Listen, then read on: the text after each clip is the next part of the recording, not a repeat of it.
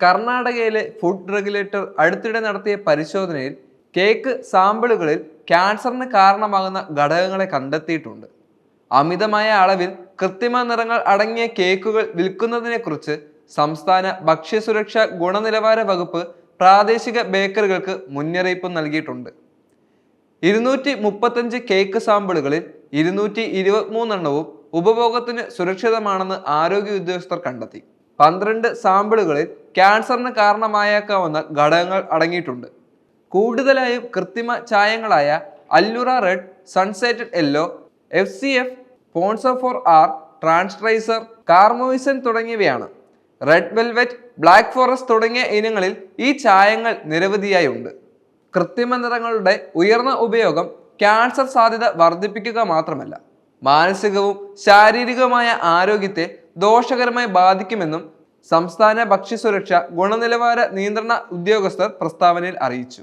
കൃത്രിമ ഭക്ഷണ നിറങ്ങൾ രാസവസ്തുക്കളിൽ നിന്ന് നിർമ്മിച്ച സിന്തറ്റിക് ചായങ്ങളാണ്. പലപ്പോഴും പെട്രോളിയത്തിൽ നിന്നാണ് ഇത് ഉരുത്തിരിഞ്ഞു വരുന്നത്. ഭക്ഷണത്തിന്റെ നിറം വർദ്ധിപ്പിക്കാൻ അവ ഉപയോഗിക്കുന്നുണ്ട്. ഇത് കാഴ്ചയിൽ കൂടുതൽ ആകർഷകമാക്കുന്നു. അല്ലുറ റെഡ്, ട്രാൻട്രൈസൻ മഞ്ഞ, അസ്തമയ മഞ്ഞ, തിളക്കമുള്ള നീല, കാർമോസിൻ പോർസോ തുടങ്ങിയ നിരവധി ചായങ്ങൾ ഇപ്പോൾ മാർക്കറ്റിൽ അവൈലബിൾ ആണ്. US food and drugs administration, Europe food safety authority, ഇന്ത്യയുടെ FSSAI എന്നിവ ഉൾപ്പെടെ ലോകമെമ്പാടുമുള്ള ഭക്ഷ്യസുരക്ഷാ അധികാരികൾ ഈ നിറങ്ങൾക്ക് അംഗീകാരം നൽകിയിട്ടുണ്ട്. ഭക്ഷണ നിറങ്ങളിൽ കാണപ്പെടുന്ന രാസവസ്തുക്കൾ മനുഷ്യന്റെ ആരോഗ്യത്തിൽ അവയുടെ സാന്നിധ്യം കൂടുതലായി കണക്കാക്കുന്നു.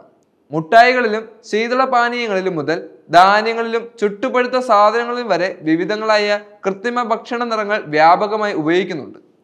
ഈ അഡിറ്റീവുകൾ ഭക്ഷണത്തെ കൂടുതൽ ആകർഷകമാക്കുന്നുണ്ടെങ്കിലും ക്യാൻസർ പോലെയുള്ള വളരെ വലിയ മാരക അസുഖങ്ങൾക്ക് സാധ്യതയുണ്ടെന്നും ആശങ്കകൾ ഉന്നയിച്ചിട്ടുണ്ട്. വർഷങ്ങളായി പല പഠനങ്ങളിലും മിക്സഡ് കണ്ടെത്തലുകളോടെ കൃത്രിമ ഭക്ഷണ നിറങ്ങൾ കഴിക്കുന്നത് ക്യാൻസർ സാധ്യത വർദ്ധിപ്പിക്കുമോ എന്ന് പരിശോധിക്കുന്നുണ്ട്. കൃത്രിമ ഭക്ഷണ നിറങ്ങളും ക്യാൻസറും തമ്മിലുള്ള നേരിട്ടുള്ള ബന്ധമൊന്നും കൃത്യമായി തെളിയിക്കപ്പെട്ടിട്ടില്ലെങ്കിലും പല പഠനങ്ങളും ക്യാൻസറിന് കാരണമാകുന്ന ഫലങ്ങളെക്കുറിച്ച് ആശങ്കകൾ ഉയർത്തുന്നു. എറിത്രോസിൻ പോലുള്ള ചില കൃത്രിമ നിറങ്ങളുടെ ഉയർന്ന ഡോസുകൾ എലികളിൽ തൈറോയ്ഡ് മുഴകളിലേക്ക് നയിച്ചതായി 1970കളിലെ പഠനങ്ങൾ കണ്ടെത്തി. ഇത് ചില ഉൽപ്പന്നങ്ങളിൽ അതിന്റെ ഉപയോഗം നിയന്ത്രിക്കാൻ FDA പോലുള്ള റെഗുലേറ്ററി ബോർഡുകളെ പ്രേരിപ്പിച്ചു. ക്യാൻസറിന്റെ മുൻഗാമിയായ എലികളിലെ DNA തകരാറിന് റെഡ് 40 കാരണമാകുന്നുവെന്ന് ഒരു പഠനം കണ്ടെത്തി.